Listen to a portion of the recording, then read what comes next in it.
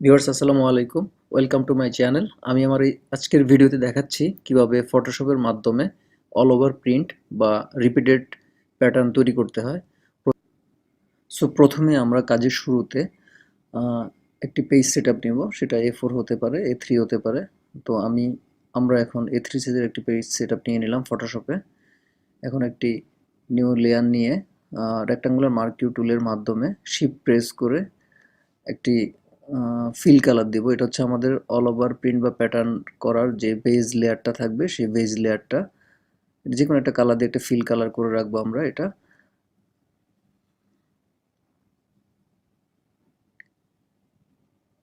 দেন হচ্ছে control press করে total base লেয়ারের চারপাশে আমরা একটা গাইডলাইন দিব।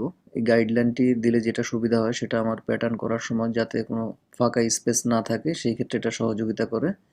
সেই জন্য আমরা আমাদের টোটাল বেজ লেয়ার যেটা বেসমেন্ট থাকবে, বেসমেন্টের চারপাশে আমরা একটা গাইডলাইন দিয়ে নেব, চারটা গাইডলাইন দিয়ে নেব চারপাশে।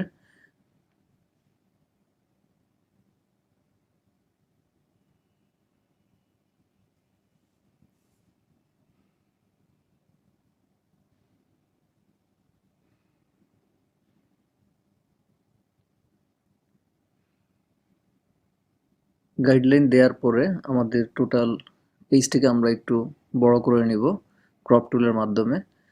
একটু টোটাল বেজের চারপাশে যদি একটু ফাঁকা থাকে, তাহলে সেক্ষেত্রে আমাদের কাজ করতে ইজি হবে। সেজন্য আমরা চারপাশে একটু বড় করে নিব পেজ সেটআপটি। সো প্যাটার্ন তৈরির প্রথমেই একটি লেয়ার নিচ্ছি আমরা। লেয়ার নিয়ে ঠিক বেজ লেয়ারের মাঝখানে একটি এলিমেন্টস হিসেবে আমরা একটি সার্কেল নিচ্ছি। এই সার্কেল দিয়ে আমাদের টোটাল প্যাটার্নটা আমরা কভার করব, এবং কাজের সুবিধার্থে এবং দ্রুত কাজ করার জন্য এবং বোঝার জন্য এই এলিমেন্টসটি আমরা নিচ্ছি। যে সার্কেল দিয়ে আমরা আমাদের প্যাটার্নটি কভার করার ট্রাই করতেছি। এবার সার্কেলটিকে কন্ট্রোল দিয়ে শর্টকাট ইউজ করে আরটি কপি করে লেফট সাইডে নিলাম। দেন হচ্ছে রেক্টাঙ্গুলার মার্ক টুল দিয়ে এটাকে আমরা ঠিক মিডল অংশতে কাটবো। কেটে এটার ঠিক লেফট সাইডে যে অংশটি আছে, সেই অংশটিকে শিফট প্রেস করে আমরা ঠিক রাইট সাইডে নিয়ে আসবো। জাস্ট আমাদের গাইডলাইন পর্যন্ত নিয়ে আসবো, বক্স পর্যন্ত। দেন এটাকে আমরা কন্ট্রোল দিয়ে আরেকটি কপি করব। আরেকটি কপি করবার দেন এটাকে আমরা রোটেট করে নিব। রোটেট করে পেজের সাথে আমাদের বেজ যে লেয়ার আছে বক্সের সাথে আমরা মিলিয়ে নিব, চারপাশে যাতে কোনো ফাঁকা না থাকে জায়গা। সেই জন্য আমরা জুম করে দেখব যাতে কোনো ফাঁকা স্পেস না থাকে। যদি এখানে কিঞ্চিত পরিমাণ ফাঁকা অংশ থাকে, তাহলে আমার টোটাল প্যাটার্নের মধ্যে ঝামেলা সৃষ্টি হবে। সেই জন্য এই জিনিসগুলোতে আমাদের একটু কেয়ারফুল থাকতে হবে।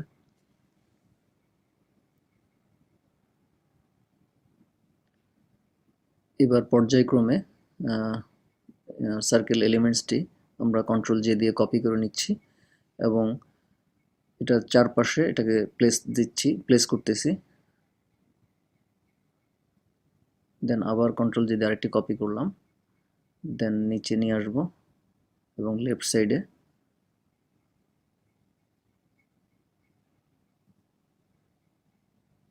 এবার অলমোস্ট আমাদের প্যাটার্ন কমপ্লিট। এবার সবগুলি লেয়ার একসাথে সিলেক্ট করে কন্ট্রোল দিয়ে একটি গ্রুপ করে রাখবো। এটা হচ্ছে জাস্ট আমাদের র লেয়ার। যদি কখনো এখান থেকে আমার কোনো চেঞ্জের প্রয়োজন হয়, আমি এখান থেকে চেঞ্জ করে নিতে পারবো। সেই জন্য আমরা আমাদের রিপিটেড ডিজাইনটি একটি টেমপ্লেটের উপর বসিয়ে দেখব যে ডিজাইনটি দেখতে আসলে আমাদের কেমন হয়েছে। সো মকআপ বা লাইভ টেমপ্লেটের উপরে ডিজাইন কিভাবে সেট করতে হয়, তা আপনারা হয়তো আমার পূর্বের ভিডিওতে দেখেছেন। যারা যারা দেখেননি, আমি আমার ডেসক্রিপশনে দিয়ে দেব। রিপিটেড ডিজাইনটি কন্ট্রোল দিয়ে লেয়ার কপি করে জাস্ট কন্ট্রোল দিয়ে আমরা প্রত্যেকটি লেয়ারকে মার্জ করে নিব। দেন আমরা জাস্ট আমাদের ডিজাইনটি যে সাইজ পর্যন্ত চাচ্ছি বা যতটুকু রিপিট চাচ্ছি, সেই অনুযায়ী আমরা এটাকে জাস্ট প্রতিবারে হচ্ছে কন্ট্রোল দিয়ে কপি করে কন্ট্রোল দিয়ে মার্জ করে নিব। গ্র্যাজুয়ালি আমরা করছি সেটা।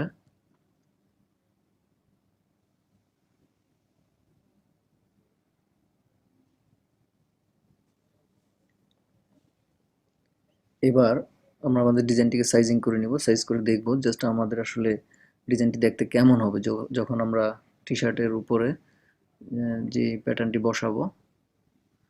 এখন আরেকটু ছোট করে নিচ্ছি।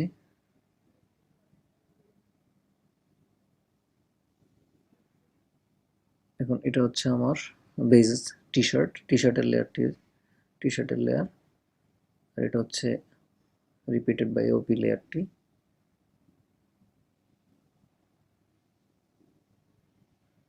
এখন আমরা এটাকে কন্ট্রোল প্রেস করে লেয়ার বক্সের ঠিক মাঝখানে সিলেক্ট করব, দেন আমরা আমাদের এওপির লেয়ারটি সিলেক্ট করে কন্ট্রোল জে দিয়ে কেটে নিব। এবার মেইন লেয়ারটি অফ করে দেব। অফ করার পরেই আমাদের কাঙ্ক্ষিত ডিজাইনটি আমরা পেয়ে গেলাম টি শার্টের সাইজে। এবার হচ্ছে একটু জাস্ট অপাসিটি কমিয়ে আমাদের যে বাড়তি অংশটুকু আছে যেটা আমাদের নেক লাইনে শো করছে সেটা লসের টুল দিয়ে আমরা কেটে নিব। সেক্ষেত্রে একটু অপাসিটি কমিয়ে নিলে আমাদের কাটতে ইজি হবে, সেই জন্য আমরা একটু অপাসিটি কমিয়ে নিব মেইন ডিজাইন লেয়ারের। এবার মাল্টিপ্লাই করে হোয়াইট বডির সাথে মাল্টিপ্লাই করে অপাসিটি বাড়িয়ে দিলাম। এখন আমাদের ডিজাইনটি রেডি হয়ে গেল। এতক্ষণ আমরা যা দেখলাম সার্কেল দিয়ে একটি এওপি বা রিপিটেড প্যাটার্ন তৈরির ভিডিও। সো আমরা যখন যদি মাল্টি কোনো এলিমেন্টস দিয়েও আমরা এওপি প্যাটার্ন করতে যাই, সেক্ষেত্রেও সেম প্রসেস আমাদের অবলম্বন করতে হবে।